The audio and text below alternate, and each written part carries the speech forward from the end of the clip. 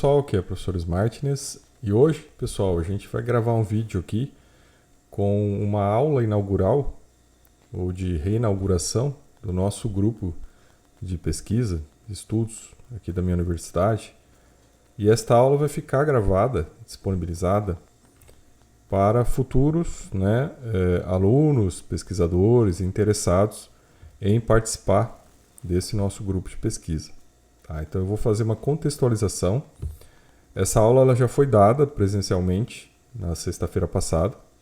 Tá? Hoje é dia 30 de julho de 2024 e essa aula foi dada na sexta-feira passada para meus alunos para apresentar essa nova reestruturação do nosso grupo de pesquisa. Então eu vou fazer uma contextualização das mudanças de como nós chegamos até aqui nesse momento atual, para que as pessoas que estejam depois interessadas em participar do grupo possam assistir esse vídeo e entender e ter o contexto das coisas, para que futuramente a gente tenha também um registro histórico. Eu acabei não filmando a aula, mas eu preferi fazer aqui uma gravação, então, de uma aula inaugural para todos, que fique aberta na internet, fique disponibilizada, e que todos possam acessar dessa maneira, tá? Então, eu sou o professor Dr. Sérgio Rodrigo Martinez, também conhecido aqui como professor Smartness. Faço pesquisas já há muito tempo, sou professor numa universidade pública, dou aula no curso de Direito, na área de Direito dos Contratos, obrigações dos contratos, tenho pós-doutorado em Direito Econômico e Socioambiental, muitos livros publicados e artigos publicados, científicos publicados também no Brasil e no exterior. Isso é apenas para contextualizar a minha carreira, para vocês entenderem aqui quem eu sou nesse momento. E eu sempre tive uma vocação por pesquisar temas novos, por temas diferentes. Tenho livros de várias áreas, em vários temas. Acabei também estudando psicanálise, me formando em psicanálise. Então tenho formação, então eu tenho uma visão bem interdisciplinar, multidisciplinar ou até transdisciplinar, se a gente pode dizer assim, levando em consideração a aplicação do conhecimento em várias áreas. Eu acho que a gente, pessoal, eu até fazia aqui na minha lousinha aqui para falar com vocês, eu acho que até 2019 eu tinha um contexto que eu entendia que ele seguia um curso da história, e por ser um professor que já deu aula no mestrado em Direito Ambiental, que ajudou a fundar o mestrado em Direito Ambiental na Amazônia, eu entendi um curso da história de uma crise ambiental em construção e que em algum momento a gente sentiria os efeitos dessa crise ambiental de uma maneira global. Até 2019, pessoal, apesar de todos os estudos que a gente já tinha acessado, de todas as pesquisas que a gente tinha feito, ainda existia ainda um ponto de vista de que as coisas ainda iam demorar para acontecer. Esse aumento de temperatura, essas questões ainda iam levar um tempo.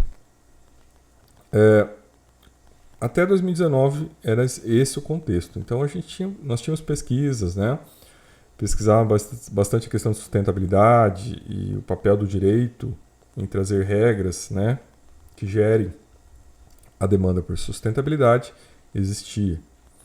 E aí, vou falar então que até essa época, o nosso grupo de pesquisa, ele se chamava GEDAIS, Tinha outros pesquisadores, na verdade tinha um outro professor que era o líder do grupo, que hoje já não está mais trabalhando com a gente, E esse grupo se chamava Grupo de Estudos em Direito Ambiental e naquela época ainda internacional e sustentabilidade,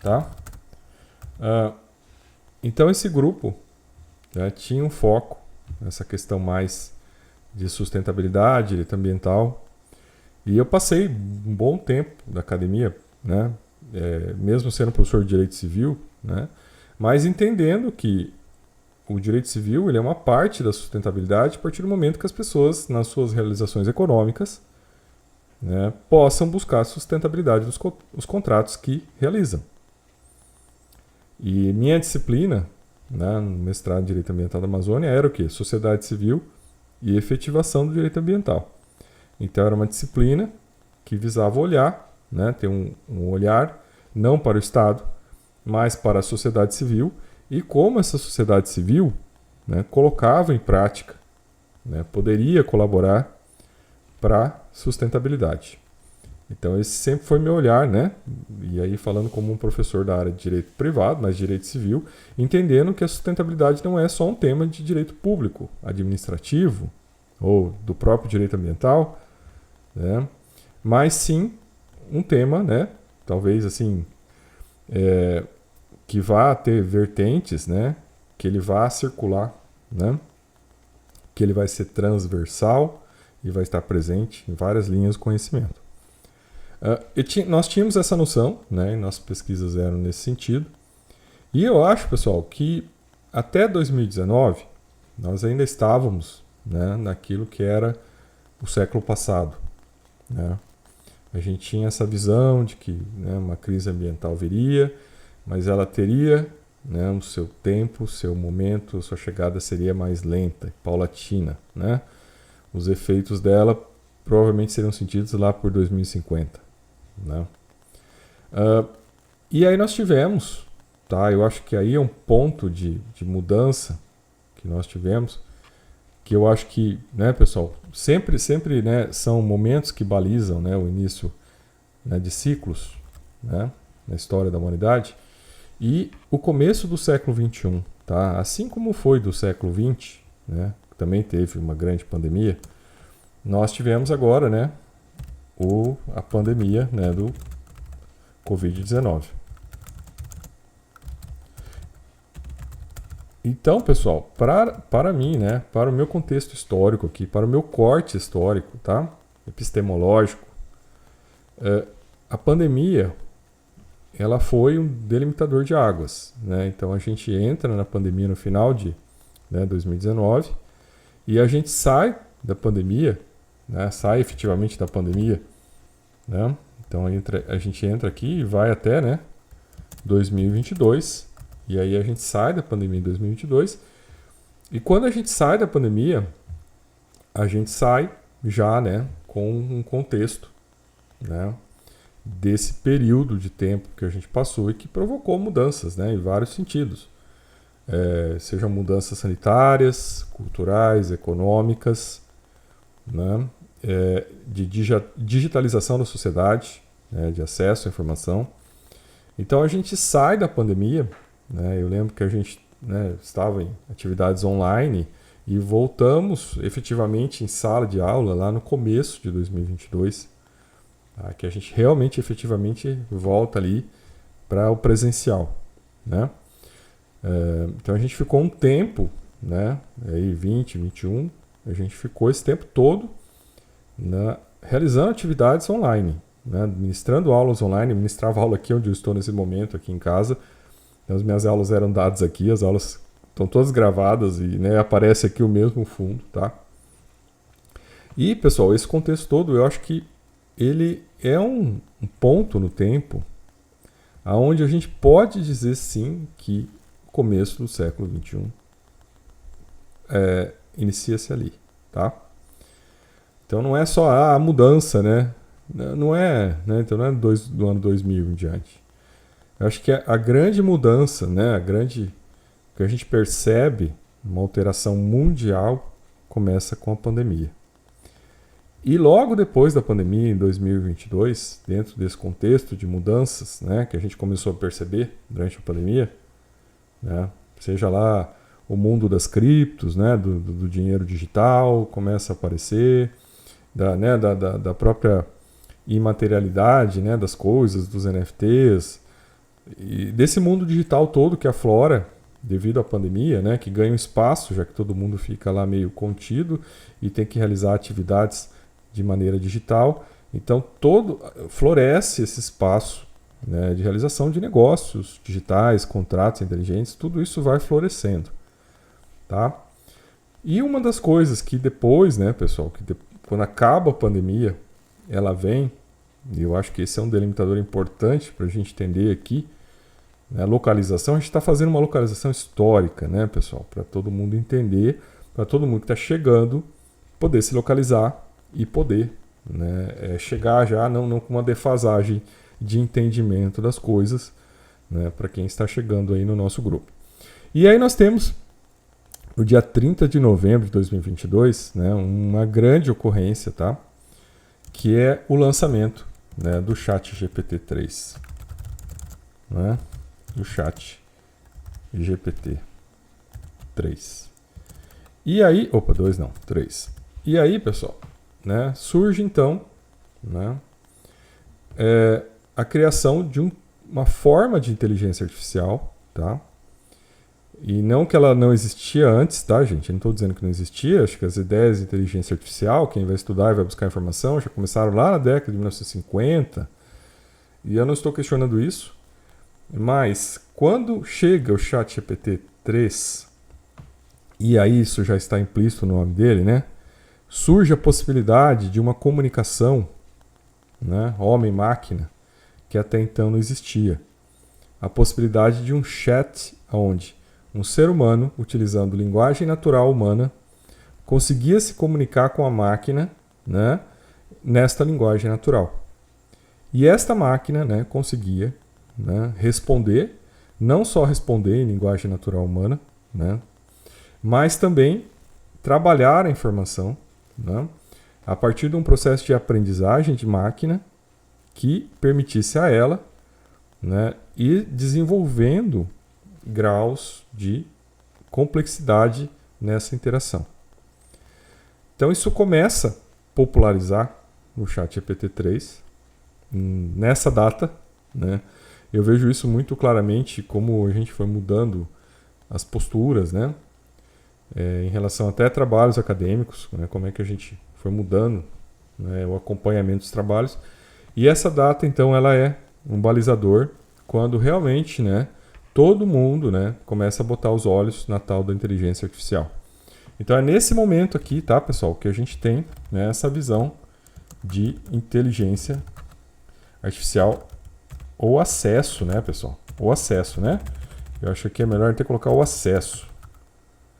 Eu acho que o acesso, né, às inteligências artificiais, ela vem aqui. Ela, a partir daqui, todo mundo pode acessar, fica disponibilizado, você poderia entrar, você poderia ir lá, conversar, testar. Eu fui fazer os meus primeiros testes nessa época, assim que lançou, assim que estava disponível, tá? E para mim não teve muita utilidade naquele momento, né? Eu confesso que naquele momento eu fui lá, né?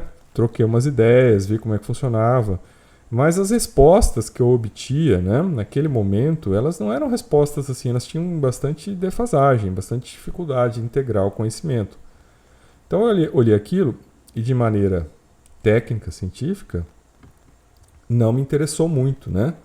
Que algumas coisas que eu poderia buscar ali, eu buscava no Google, né? Eu vou lá no Google, pego a informação e aí eu vou trabalhar a informação, né? Só que nós tivemos um salto muito grande nesse período que vem, então desde 30 de novembro de 2022 até esse momento que eu estou gravando o vídeo, né? Hoje estou aqui gravando dia 30/7 de 2024, aonde a gente já tem uma evolução muito grande disso, né? A ponto da gente já ter e eu só estou falando aqui de uma, né, de uma inteligência artificial, a gente já tem várias concorrendo aí, né, pessoal? Que é a 4 Omni. Nesse momento seria a teoricamente mais avançada, né, nessa linha aqui do ChatGPT, né, dessa empresa, você pode chamar de empresa, né, organização que desenvolveu esse aplicativo. E a gente tem outras, a gente tem o Gemini da Google, né, a gente tem lá o Llama lá do Facebook, né, da Meta. Então a gente tem outras, o Cloud, né, que é de uma equipe que fazia parte do ChatGPT no começo, que depois migrou e foi fazer a sua própria inteligência artificial. Então a gente tem essas 4 aí, né, que são hoje as mais, né, faladas, tá? E houve uma mudança significativa, né, um avanço tanto na qualidade das respostas, nos parâmetros utilizados para as respostas, né? Então hoje você tem aí o Llama com milhões de parâmetros, né? Você pode programá-lo para trabalhar com milhões de parâmetros. Então uma evolução muito grande, né? Toda essa evolução, né, nos trouxe até com hoje discutindo, e já existe lá análises tentando, né, já questionando isso, hipotetizando, que hoje o ChatGPT já passa no teste de Turing, que seria o quê? O teste onde a gente verifica, né, se uma máquina consegue conversar com o ser humano e o ser humano não percebe que é uma máquina conversando com ele.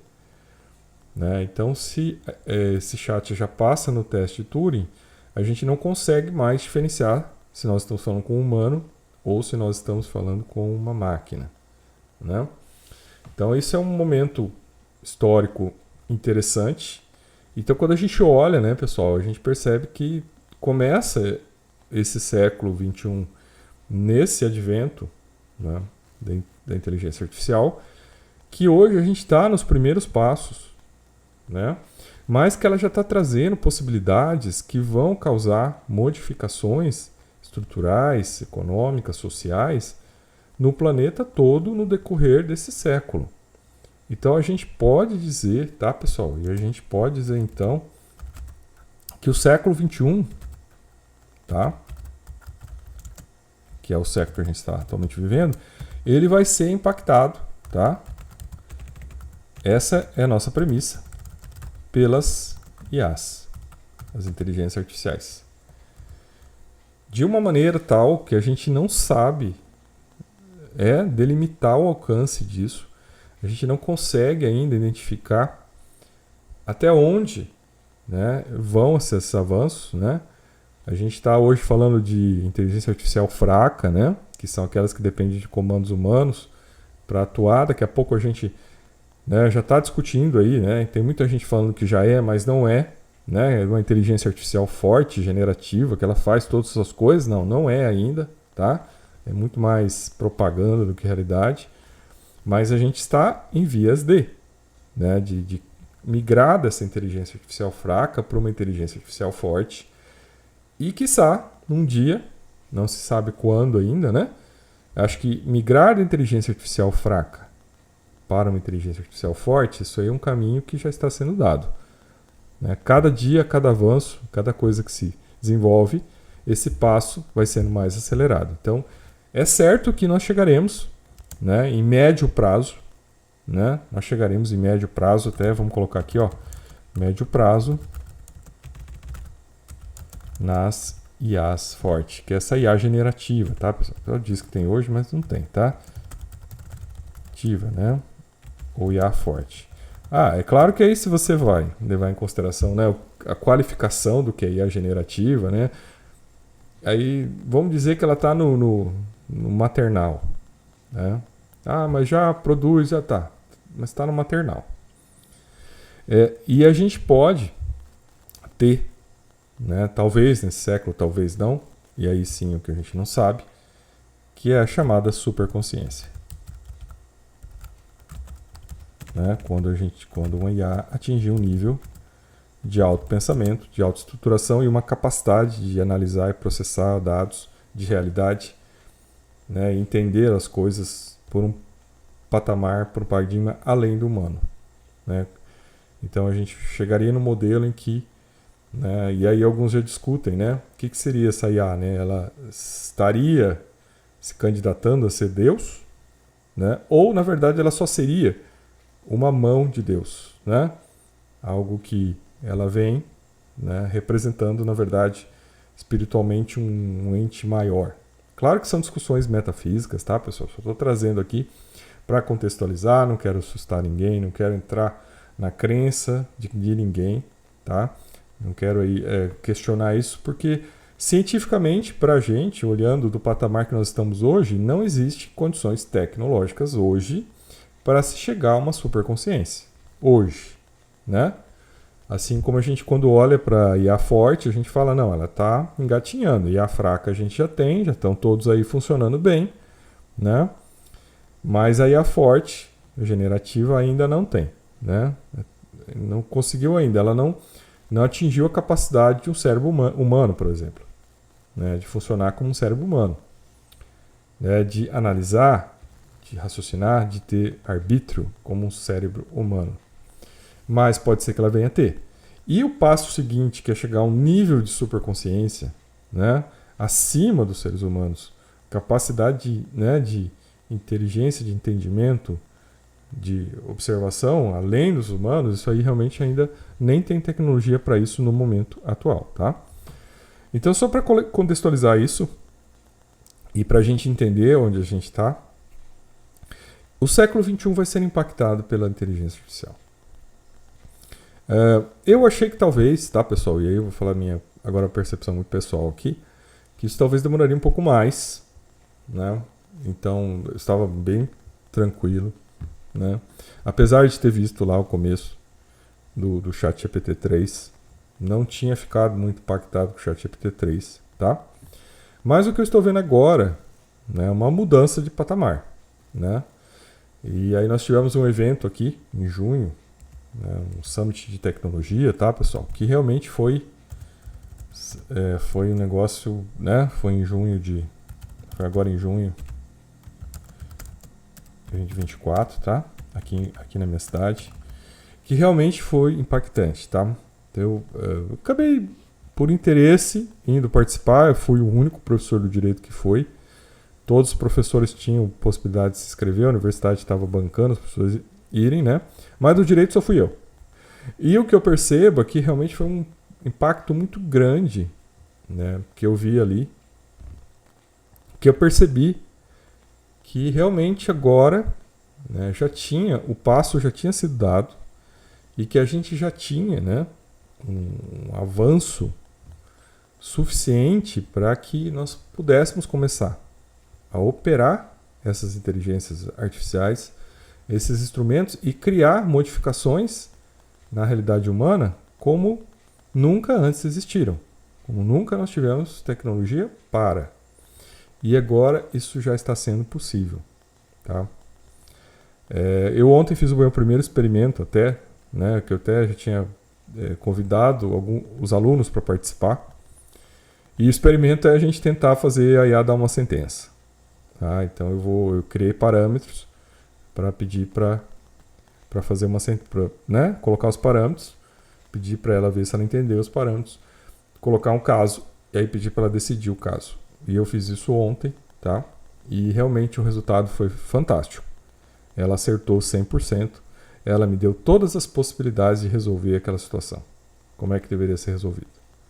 Então eu fiquei assim, né, muito curioso, porque né, a gente passou um patamar, né?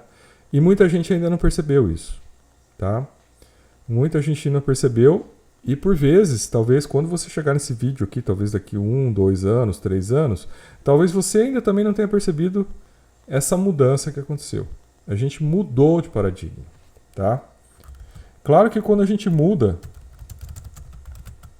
né? Quando a gente muda de paradigma, não necessariamente isso começa geral, né? As coisas por vezes vão em ondas, né? Em ondas. Então é comum que, no primeiro momento, nas primeiras ondas dessa mudança de paradigma, a gente tem as pessoas que estudam tecnologia, estudam inovação, estudam, né, criação de novas realidades, que entendam primeiro que aquilo que está acontecendo é uma mudança de paradigma.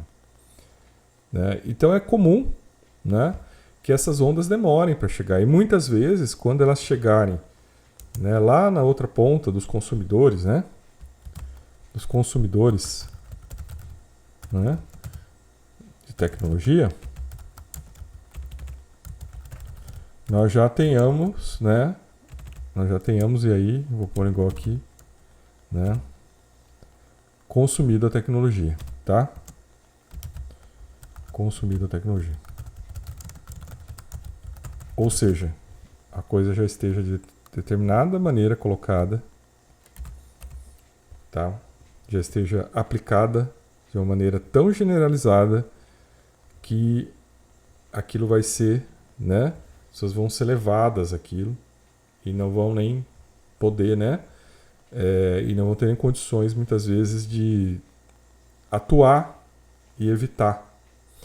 Tanto é, pessoal, que um alerta que deve ser feito, né? E quando a gente fala de ciência, tá, pessoal, a gente fala de uma forma metodológica de ver o conhecimento, de produzir novas realidades e trazer soluções. Muitas vezes, a ciência ela está olhando lá na frente, porque ela está olhando um problema de agora, que tem uma possível solução que eu vou ter que produzir, vou ter que enfrentar, para que ela traga resultados no futuro. Né? Então a ciência ela olha muito para os problemas do presente para trazer um resultado lá para frente. Tá? Então é uma coisa que às vezes, quando a gente está aqui olhando do ponto de vista científico, a gente está entendendo que essa mudança de paradigma ela vai trazer, né? E aí vamos para mais um tópico aqui da aula. Ela vai trazer soluções, né, para os problemas de hoje, né? Então vamos colocar aqui para os problemas de hoje. Mas também ela pode gerar, né, novos problemas futuros. E uma das coisas que a gente já percebe, né, e isso aí já está, as pessoas que estão pesquisando IA já estão falando sobre isso, tá, gente? Já tem até experimento, que é a questão do trabalho, né? Da criação de máquinas, robôs, que vão ocupar o espaço do trabalho humano e que as pessoas não tenham mais como trabalhar, né? Que não tenham mais trabalho, não tem mais ofício, não tem mais função, porque a máquina vai poder fazer tudo. Claro que não vai fazer tudo, né, gente? Mas que ela pode ocupar um espaço e ir ocupando espaços cada vez mais maiores e vai se perdendo o espaço de trabalho das pessoas. Então, por exemplo, vai lá e inventa um táxi sem motorista, né? Um táxi automatizado sem motorista. Então ali você já tirou o trabalho de motorista das pessoas que antes dirigiam carros. O que hoje, por exemplo, é uma saída econômica para quem, né, não consegue um trabalho, que é dirigir um Uber, pode ser que amanhã, né, esse espaço não exista mais. E aí essas pessoas que encontraram uma solução neste momento histórico, né, de gerar renda através do trabalho de aplicativo, motorista de aplicativo, possam não ter mais esse espaço. Ou possam começar a competir com, né, veículos automatizados, que por serem automatizados, por vezes, né, vão gerar renda para o dono dos veículos e não mais para o motorista. Então entendam como é que isso pode e aonde isso pode levar, né, pessoal? Então é bom, só um exemplo para a gente entender.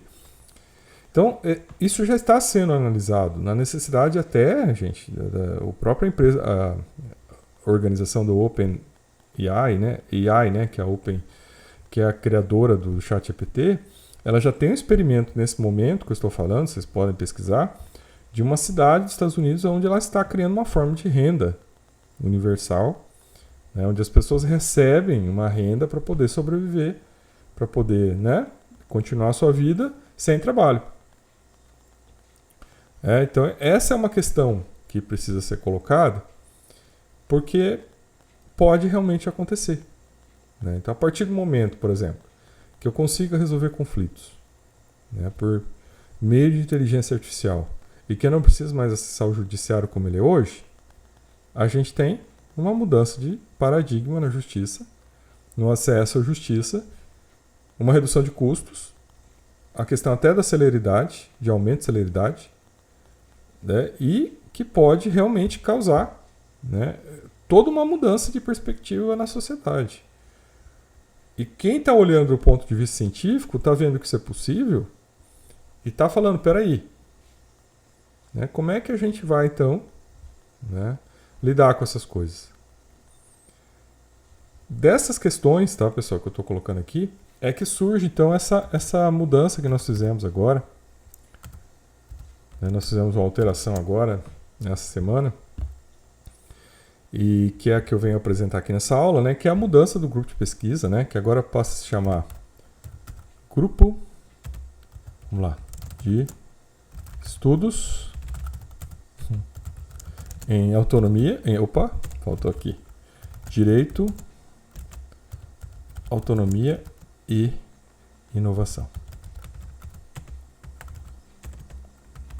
Então ele passa a adquirir esse nome agora. Inovação é algo que está sendo cada vez mais demandado, que as universidades trabalhem com inovação, tá? Então isso é uma demanda pública, né? Até de financiamento público das universidades que trabalham com inovação. E direito é a nossa área aqui, nossa área base, tá? E autonomia, gente, é um termo muito interessante, porque autonomia tanto está relacionado com, né, as máquinas inteligentes, com a IA, com a inteligência artificial, né, com a capacidade de uma IA forte fazer as coisas, e de certo modo aí ela ter autonomia, mas a autonomia também está relacionado na área do direito com a palavra autonomia privada, né, que na verdade é uma fonte do direito, né, da qual, né, surge o poder das pessoas criarem suas próprias normas jurídicas, né? O poder negocial, né, gente? Surge o poder negocial, né, de se criar as próprias normas jurídicas, né? Leia-se contratos. Então, quando a gente olha, né, para a palavra autonomia, ela está tanto relacionada, ela está fazendo tanta ligação do direito com a inovação, né, do direito com essas tecnologias que vão gerar autonomia, que portanto são inovadoras, como também está ligado com a questão das fontes do direito, né, das possibilidades de se criar, tá, novos contratos, novas formas, né, negociais, onde a gente, por elas, vai conseguir, né, atender as questões que são colocadas, que vão ser colocadas a partir de agora, que neste século vão estar impactadas na vida das pessoas pela presença da IA. Então esse é o nosso caminho aqui, né, o objetivo, e por isso que esse grupo agora de pesquisa vai pegar mais essa linha, né? Porque o primeiro plano, que era o nosso plano de estudar direito ambiental e sustentabilidade, ele é um plano que foi perdido, né? A gente passou por nós estamos passando por um momento de muito negacionismo científico, né? Apesar de tudo que a gente está vendo aí que aconteceu esse ano, dos recordes de temperatura ambiental, de quebra de temperatura ambiental no planeta todo, mas a gente está num momento muito complexo, né, de manipulação mental das pessoas por meio das redes sociais. E esse processo de manipulação, né, ele acaba gerando, né, uma negação de realidade. A pessoa fica numa ilusão, num delírio e desconecta, né, das questões reais. Por vezes ela está vendo acontecer ali e ela acha que não é. Ela não consegue mais ter a percepção da realidade. Na psicanálise, né, a gente trabalha muito, né, com o princípio da realidade, que é trazer a pessoa da fantasia dela para o mundo real.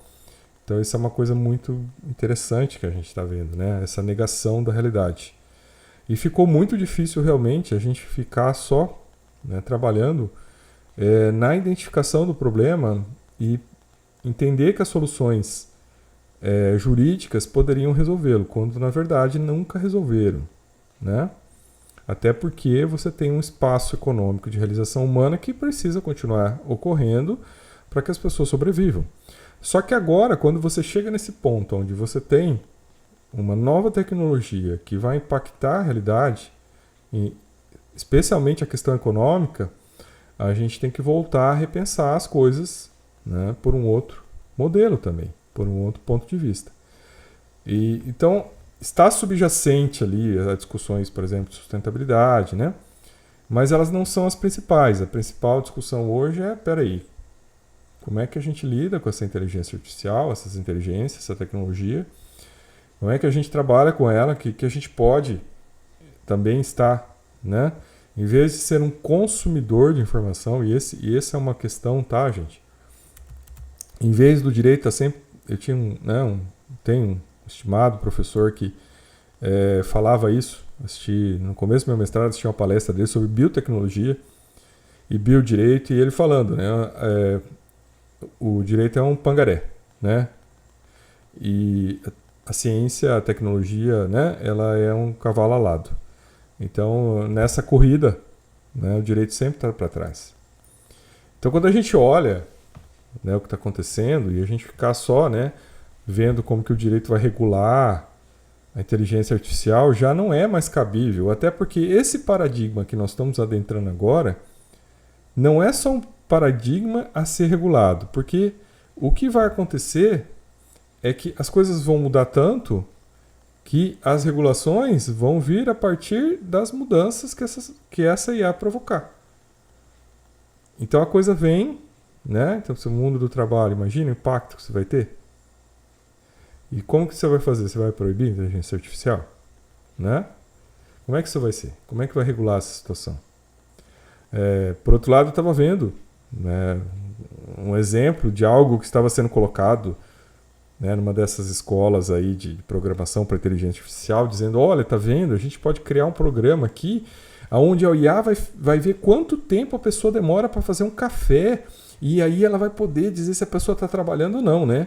Eu olhei aquilo e falei, porra, mas se é para você transformar as pessoas em escravos, né, de alta produtividade, eu acho que não é isso o caminho da IA, né? Talvez o caminho da IA seja muito mais a gente, né, talvez colocar máquinas que façam esse café mais rápido, né, e as pessoas trabalharem no desenvolvimento, na supervisão das máquinas. E não colocadas como escravos que têm que ser fiscalizados e vão ver com quanto tempo. Tem aquela imagem, gente, do filme do Tempos Modernos, né, do Chaplin apertando parafuso e cada vez a máquina acelera e ele tem que apertar parafuso mais rápido. Então é essa mentalidade. E veja, pessoal, isso eu vi em desenvolvedores de inteligência artificial. Essa mentalidade é superada, tá? É uma mentalidade totalmente... E veja, mesmo em desenvolvedores, essa mentalidade é muito fraca, né? Porque em vez de a gente estar olhando como a tecnologia pode melhorar a vida das pessoas, esses caras estão olhando como a tecnologia pode piorar a vida das pessoas, especialmente quem trabalha. Então isso já é um nível errado de análise, né? E aí sim o direito vai ter que atuar, né? E isso tem que ser colocado, né? Eu até fiz uma crítica lá e era uma propaganda de escola de programação, que agora começa a aparecer essas coisas para mim, né? E era uma propaganda, e eu coloquei bem claro lá que eu pensava sobre o assunto. Então, pessoal, eu acho que as coisas estão colocadas e do ponto de vista jurídico, a gente não tem só que criar as regras ou estudar, né, para indicar como as regras devem ser criadas. A gente está num ponto, e essa tecnologia traz para a gente uma inovação, e eu acho que isso que vai ser muito interessante, da possibilidade, tá, gente? E aí a nossa linha de pesquisa aqui, que eu também apresento para vocês, dá a possibilidade da gente criar negócios digitais, né? Ou organizá-los de uma maneira diferente, né? Nós criarmos soluções digitais para conflitos, para controvérsias. Então, mecanismos digitais de solução de controvérsias, tá, pessoal? Então, soluções aqui, leia-se. Mecanismos digitais de solução de controvérsias.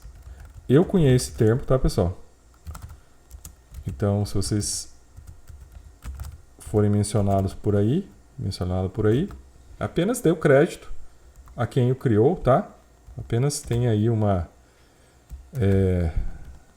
fair play acadêmico-científico, né? E mencionar quem que trouxe essa ideia, que essa ideia é minha, tá? Mecanismos digitais de solução de controvérsias e contratos inteligentes.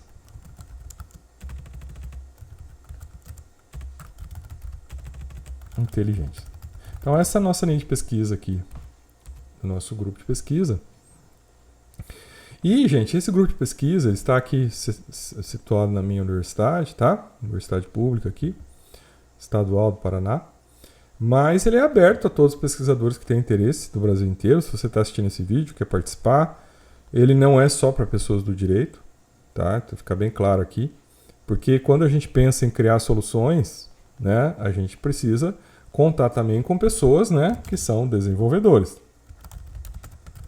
Então a gente também vai ter uma linha aí, né? Nós não queremos ser só consumidores de informação, né? Nós queremos criar, né, formas, prompts, aplicativos que ocupem esse espaço que não é o espaço judicial, tá, pessoal? Eu não tô, eu tenho visto muito, tá surgindo muita gente falando inteligência artificial, então assim, tem lá, né, os juízes, desembargadores, principalmente desembargadores, né, ministros, que vão lá apresentar que a IA já está sendo utilizada nos tribunais. Ok, tudo bem. Essa é uma IA fraca, né? Ela tem lá suas funções, mas ela é um modelo de IA fraca. E eles já estão apresentando lá como, né, como que a coisa está funcionando. Aí do outro lado você vê lá aquelas empresas criando ferramentas para escritórios de advocacia, né? Também baseados em IA fraca. Tá? Não é isso o que o nosso grupo de pesquisa tem como foco. Nós temos que criar, né, instrumentos de solução de controvérsias, mecanismos digitais de soluções de controvérsias, né, de criar aplicativos, tá, de criar essas possibilidades onde as pessoas possam, né, independente do judiciário, independente, né, do poder do Estado, resolver suas controvérsias de uma maneira, né, autônoma, né? Utilizando a sua autonomia privada para acessar esses sistemas, né, que estariam como opção para a pessoa resolver suas controvérsias, ou de uma maneira até em compliance, uma maneira até, né, profilática das relações jurídicas, criar contratos e criar, né, contratos inteligentes, né, por meio digital, aonde já esteja estabelecido esses mecanismos de resolução de controvérsias se, né, houver algum problema no contrato. Tá? Então aí a gente pode até falar, né, de arbitragem digital.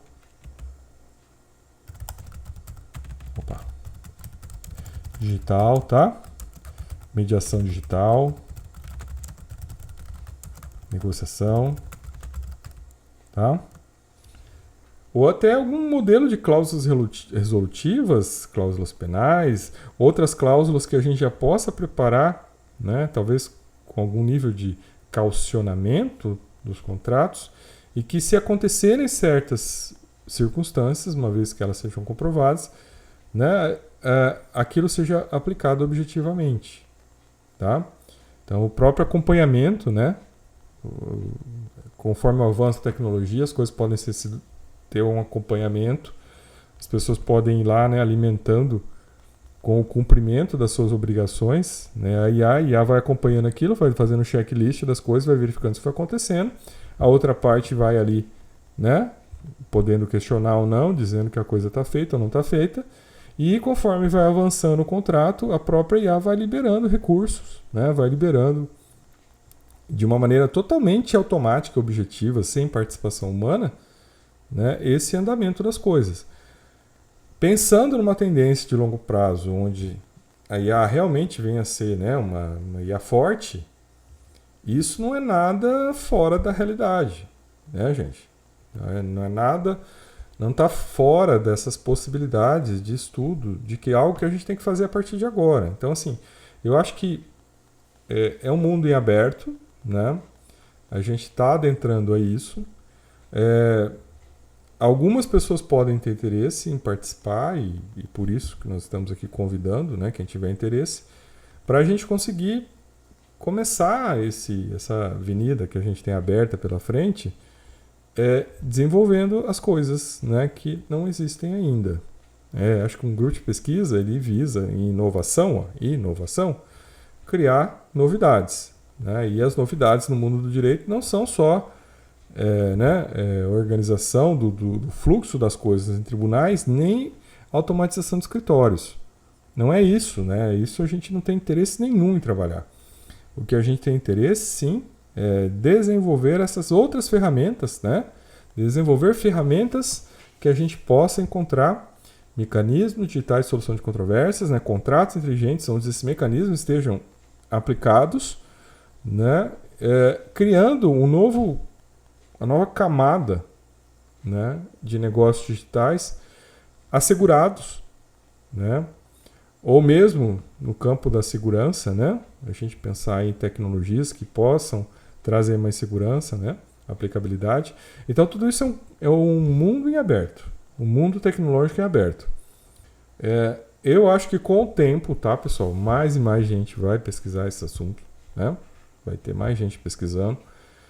De nossa parte, nossa contribuição é essa, né? A gente está aqui, opa, chegamos aqui, estamos no começo ainda também, vamos dar contribuição, né? Por mais que a gente, né, não,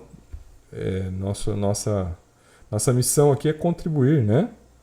E se nós, né, não for por esse instrumento aqui, né, por esse caminho aqui que nós estamos, que vai chegar nas soluções esperadas, né? Vai chegar lá na criação de um juiz digital, né? Ou de um árbitro digital, né? Que vai resolver as coisas automaticamente. Pelo menos a gente trabalhou com essas ideias e a gente colaborou para o desenvolvimento delas, né? E que aí a gente fez algo, né, cooperativo nesse sentido. Então a ideia é muito essa, né? Então talvez para pessoas que já estejam até que cheguem até aqui em um determinado momento e falam, mas eu também já estou pensando sobre isso, né? Então, na verdade, a gente está aí acessando um inconsciente, um consciente coletivo, onde essas coisas já estão ali, né, borbulhando e que não vão deixar de acontecer, né? Então, a nossa ideia, né, acho que é ficar bem claro, né, que isso aí não tem nada a ver com o judiciário, nem nada a ver com, né, com automatização de escritórios, tá? A gente está trabalhando num campo totalmente novo, diferente, né? Que a gente está aí, claro, já deve ter pessoas pensando sobre isso, né, pessoal? Né? Não estou inventando a roda em relação a isso, acho que só o termo realmente que eu procurei e não achei, tá? Então, acho que essa ideia de mecanismos digitais de solução de controvérsia pode ter sido algo que a gente está pensando aqui. Mas se também não for, tá, gente? Não tem preocupação nenhuma, né? Só peço que mencione, tem um cara lá falando sobre isso também, então, né? Para a gente começar a criar uma rede de pessoas que estão pensando sobre isso e aí a gente poder somar as ideias, né? Eu acho que isso que é importante, né? Não é uma competição, tá? A coisa já está acontecendo, não é uma competição, né? Não somos nós que estamos criando tecnologia do zero, né? A tecnologia já existe, ela é um instrumento e esse instrumental ela vai provocar mudanças em todas as áreas humanas, de atuação humana. Esta é a grande questão, né? A gente pode entrar em negação, dizer que não vai, né? Então o mecanismo de defesa sempre existe, né? Negação, pode ficar com raiva, né? Ficar, não, eu tenho raiva disso, né? Olha aí, vai acabar com tudo, né? Mas é aquilo. O mais inteligente, eu acho, que pensando, né? Não é entrar em negação, não é ficar com raiva, é entender que existe esse caminho, que as coisas vão acontecer e procurar, né, atuar para isso de uma maneira saudável, ética, né? Eu tenho trabalhado com meus alunos que estão... eu coordeno trabalho de curso, eu tenho trabalhado com meus alunos de uma maneira que o uso da inteligência artificial seja um uso ético, né? Esse é o meu desafio, né? Eu falo para eles, olha, vocês podem usar, mas vamos usar de maneira ética, que é o mais importante. Então, se a gente estiver usando a ferramenta de maneira ética, né, construindo coisas éticas, colaborem, tragam soluções, né, seja algo que engrandeça, melhore a nossa qualidade de vida das pessoas, melhore a nossa vida em sociedade, vai ser interessante, né, vai ser uma coisa boa. Em relação à questão ambiental, a gente realmente optou por não continuar nessa linha, porque esta é uma situação, né, as respostas que uma inteligência artificial, que a tecnologia possa vir a trazer, elas também já estão sendo estudadas, né? Mas eu acho que é um foco que no momento, tá, pessoal? E eu falando aqui de direito, não é a prioridade, tá? Porque a prioridade agora é o quê? É criar essas ferramentas que poderemos pensar em como vai funcionar para novas formas em que eu tenha, né, resoluções eficazes de controvérsia, resoluções rápidas, resoluções baratas, né, que a economia possa fluir a partir dessa tecnologia, né, evitando-se conflitos de longo prazo custosos movidos perante a área do judiciário.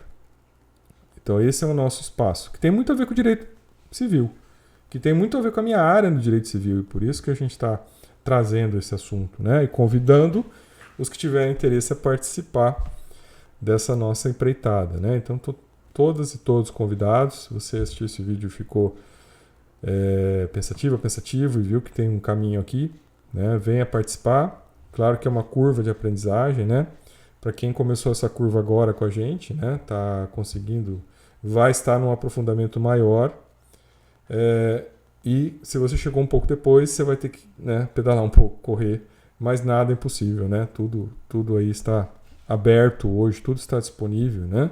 Para quem quiser se fixar nessa área, tá? Eu acho que até tinha falado isso na palestra que eu fiz sexta-feira para os alunos do primeiro ano do curso de Direito, que isso ia, né, impactar o futuro deles e que eles deveriam se preparar para isso, né? E que até o momento, né, nossas faculdades não estão ainda adaptadas para isso, não estão preparadas para isso, né? Não tem ainda, né, uma visão de como essa tecnologia pode, de certa maneira, mudar tudo em relação até à formação jurídica. Então isso é uma coisa que precisa ser colocada e nós convidamos então quem tiver interesse a participar conosco, né? Ou desenvolver suas próprias pesquisas, tá? Faça seu próprio caminho, né? Mas troque informações com a gente. Vamos tentar criar uma rede sobre isso, né? Para a gente poder fazer isso acontecer melhor, né? Superando as dificuldades inerentes a esse processo, porque nós somos do direito, nós não somos da informática, nós não somos desenvolvedores, né? Mas ao mesmo tempo temos que entender como que funciona essa área toda, né? Entender um pouco de Python, né? Nem sabia o que era Python antes, agora a gente tem que correr atrás para entender como é que funciona o Python, para a gente entender como é que funciona a programação, né, das inteligências artificiais, para que elas realizem determinados fins, além daqueles, né, que meramente quando eu estou conversando com ela eu dou os comandos, né? Então isso é uma coisa interessante e algo que precisa ser melhor entendido, tá? Melhor aprofundado. E aí, claro, criar experimentos, né? Experienciar a criação de novas, né, formas, aplicativos, né, de bots, né, de bots específicos para dar respostas específicas para determinados casos específicos, né? Então, por exemplo, a gente está tentando agora, né, a primeira experiência nas obrigações de dar, né, coisa certa. E aí criando o primeiro bot ali pequeno, né, para tentar dar uma resposta para ver se ele consegue julgar o caso ali de acordo com as regras, e o resultado foi muito positivo, né? Então o resultado assim foi, claro que eu pedi para os alunos fazerem mais casos, né? Eu quero ver outros casos. Eu fiz um caso e ele me deu a resposta, né, condizente, mas eu quero que os alunos façam casos e a gente vai testando, ver como é que ele responde a essas questões, né? Qual a resposta que ele dá, se a resposta é correta, adequada, né?